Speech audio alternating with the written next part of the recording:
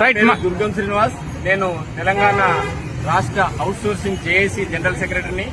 రేపు మన రాష్ట్ర వ్యాప్తంగా ఉన్నటువంటి అవుట్ సోర్సింగ్ ఉద్యోగులకు జరుగుతున్నటువంటి అన్యాయం పైన ఇందిరా పార్క్ లో రేపు నిర్వహించేటువంటి ధర్నాకు పెద్ద ఎత్తున అనగా గ్రామ పంచాయతీ నుంచి సెక్రటేరియట్ లో పనిచేసేటువంటి అవుట్ సోర్సింగ్ ఉద్యోగులందరూ కూడా పెద్ద ఎత్తున పాల్గొని రేపు జరిగే అవుట్ సోర్సింగ్ ఉద్యోగులకు జరిగే అన్యాయం పైన ప్రభుత్వంకి తెలిసేంత దాకా మనం పెద్ద సంఖ్యలో పాల్గొని విజయవంతం చేయాల్సిందిగా కోరుతున్నాం.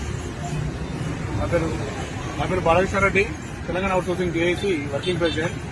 ఇప్పుడు ఏదైతే ప్రతి ఒక్క డిపార్ట్మెంట్ అన్ని డిపార్ట్మెంట్ల నుంచి ప్రతి ఒక్క అవుట్ సోర్సింగ్ ఉద్యోగి స్వచ్ఛందంగా తరలివచ్చి మన యొక్క సమస్యలని ఏ ప్రభుత్వం కూడా మన సమస్యల గురించి మన ఓట్లు అవుతున్నప్పుడు మాత్రమే మనల్ని వాడుకుంటున్నారు, కానీ మన సమస్యలు మనం రోడ్డు మీద పడ్డప్పుడు మాత్రం మనం ఎవరు పట్టించుకోవడం లేదు. కావున మనంతలో మనమే స్వచ్ఛందంగా మన కోసం పోరాడేవారు ఎవరు లేరు, మన గురించి మనమే పోరాడుకుందాం, మన హక్కులను మనమే సాధించుకుందామని చెప్పేసి రేపు ఈ మహాధర్నాకి ప్రతి ఒక్కరూ రావాలని చెప్పేసి మనస్ఫూర్తిగా కోరుతున్నాము.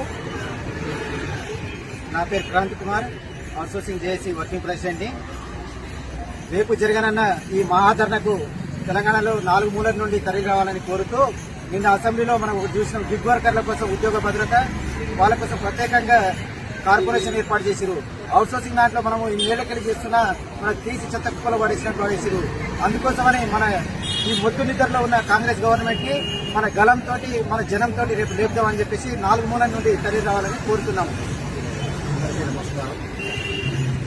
రేపు ఇందిరా పార్క్ వేదికగా తెలంగాణ రాష్ట్ర అవుట్ సోర్సింగ్ జేఏసీ ఆధ్వర్యంలో నిర్వహించబోయే మహాధర్నా కార్యక్రమానికి మనకు పోలీసు వారి అనుమతి కూడా లభించడం జరిగింది. ఇప్పుడు అది మనకు గ్రూపులలో కూడా పెట్టడం జరుగుతుంది. ఈ రేపు జరగబోయే పోరాటం ఇది ఆత్మగౌరవ పోరాటం, ఆకలి పోరాటం.